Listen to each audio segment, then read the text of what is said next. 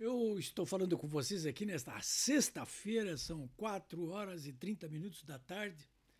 Passamos um dia inteiro aqui em Porto Alegre, debaixo de uma neblina forte, de uma chuvinha persistente, muito frio. Agora, há poucos minutos, abriu o sol, finalmente, aqui no Rio Grande do Sul. Mas eu continuo sentindo muito frio aí, como vocês devem estar percebendo, né?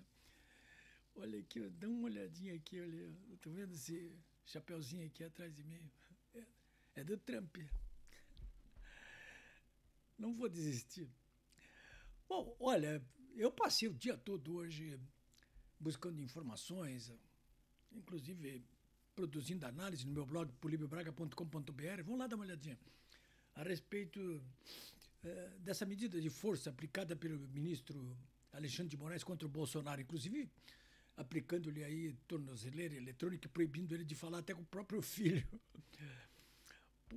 Olha, mandado de busca e apreensão, né?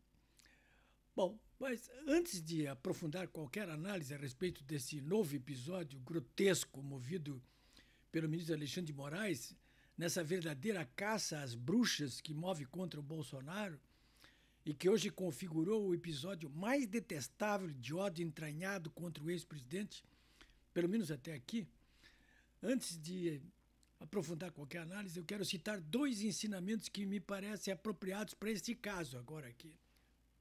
Exemplares, né?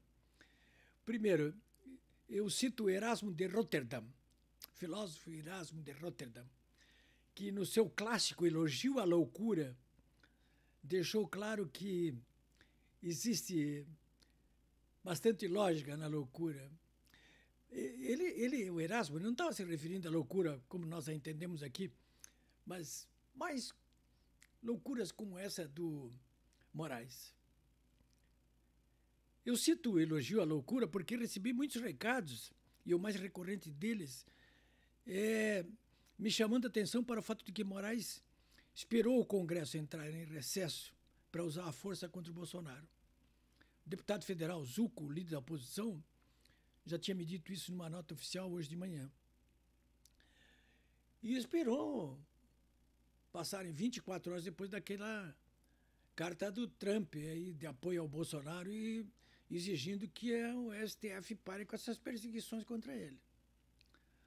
Assim, eu quero dizer para você, há lógica nessa loucura. No segundo caso, eu quero citar a fábula O Lobo e o Cordeiro do Esopo. Vocês devem conhecer esta fábula. Eu aprendi toda ela no segundo ano do ginásio, antigo ginásio, lá no ginásio São Luís de Jaraguá do Sul, Santa Catarina, onde eu morava quando criança e adolescente. Estou aqui no Rio Grande do Sul há mais de 60 anos. Na fábula, o lobo alega que qualquer circunstância para castigar o cordeiro que bebia da mesma água do rio onde ambos estavam, que qualquer circunstância valia, interessa. Bom, qualquer coisa vale. Não. O cordeiro, coitado, estava bebendo água lá embaixo, o rio correndo de cima para baixo, né? Ele estava na parte de baixo. E o lobo estava lá em cima. O lobo, só está sujando a minha água. O cordeiro disse, mas como se eu estou aqui embaixo, a água vem daí onde você está? Ele disse, interessa. Você está muito feio hoje. É isso aí. Bom, e por que eu cito esta fábula? Vejam só as razões alegadas por Moraes para investir selvagemente contra o Bolsonaro. Ele é acusado dos crimes de coação no curso do processo, que está configurado aí no artigo 344 do Código Penal, de obstrução de investigação de infração penal que envolva organização criminosa, artigo 2º, parágrafo 1º da Lei 12.850 de 2013, e atentado à soberania nacional, artigo 359, inciso 1 do Código Penal. Se vocês forem ao meu blog, está lá o texto integral dessa decisão do Moraes, dessa estapafúrdia decisão do Moraes. E eu também divulgo várias análises ali, polibiobraga.com.br. Bom, isso tudo aí que ele alegou não se sustenta, né? O ministro poderia alegar que Bolsonaro não gosta dele, por exemplo, porque ditadores ou candidatos a ditadores não precisam comprovar nada quando querem a cabeça da presa. Mas vamos ao caso de hoje. Então, o que nós temos aí?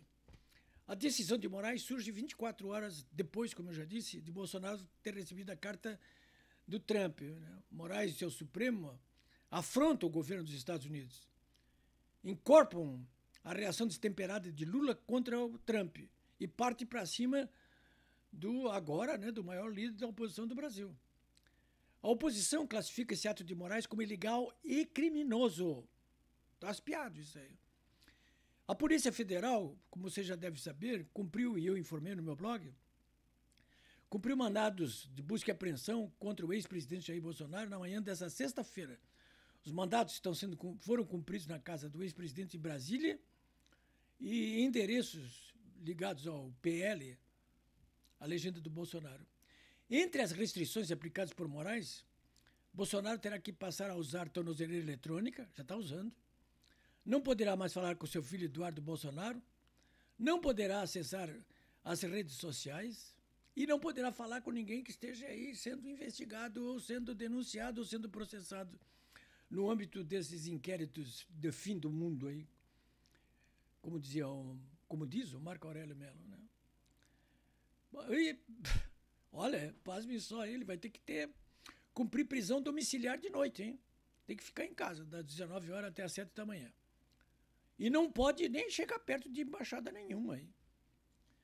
Bom, como disse há pouco, a decisão do Moraes de pegar Bolsonaro ocorre no recesso do Congresso, 24 horas depois da carta do Trump. A carta enviada por Trump a Bolsonaro representa a 6ª manifestação pública do presidente americano sobre os malfeitos sucessivos do atual regime autoritário brasileiro, que embasa suas decisões nas relações permissivas existentes entre o Supremo e o governo do PT. O Supremo e o governo Lula não demonstram até agora qualquer disposição de atender aos reclamos do Trump. Os reclamos são de abertura política e melhores relações comerciais.